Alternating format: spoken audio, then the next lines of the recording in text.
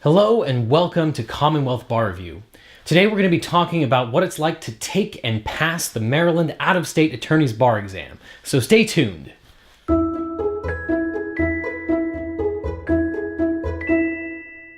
If you're anything like me, the prospect of taking another bar exam was a daunting prospect. I waived into the DC bar from out of state, so the idea of taking an actual bar exam itself was not a pleasant one. So I did a lot of research before I took the Maryland out-of-state exam.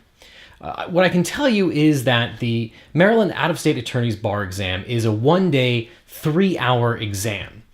It's open book, but the caveat is that you must cite exactly to the correct code sections. And in fact, the bar examiners have a part of their website in all caps, all bold, that says you will be expected to make reference in your answer to the rule or other statutory source upon which your answer is based. So just because it's open book and open code section doesn't really help you all that much.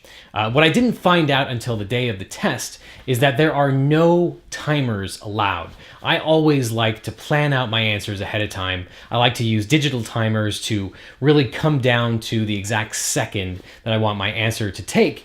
And I was rudely made aware that there are no digital timers allowed. You can't use your cell phone.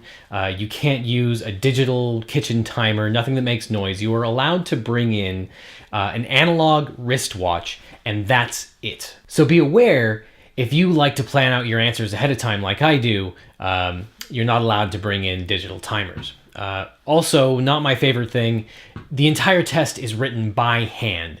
You can't bring a laptop in, you can't bring a typewriter in, you can't bring a word processor in. It's all written by hand, in ink, in those old-fashioned paper blue books that you might remember from college. It's as low-tech as you can imagine. You're allowed to cross-reference and highlight your code sections, but you can't make any kind of substantive notes. If you write substantive notes in your code sections, you'll be thrown out. And of course, there are no outside materials. You can't bring in outside outlines that you created, no commercial outlines, no study guides. All of that is strictly prohibited on the test.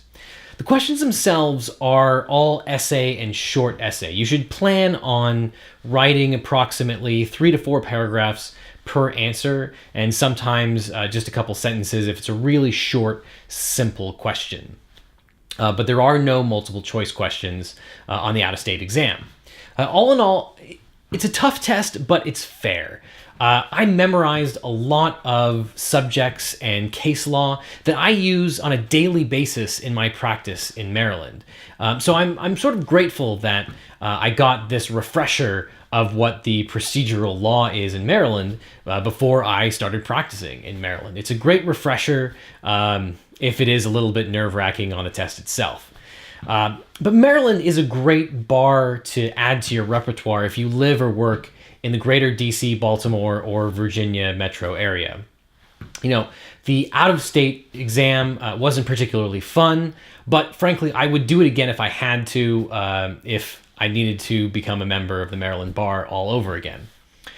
If you are considering taking the Maryland Out-of-State Attorney's Bar exam, and if you have some questions about that exam, please check out Commonwealth Bar Review's blog. It is the world's most comprehensive blog on the out-of-state exam. You can click the link below for even more information about how to study and pass the Maryland test.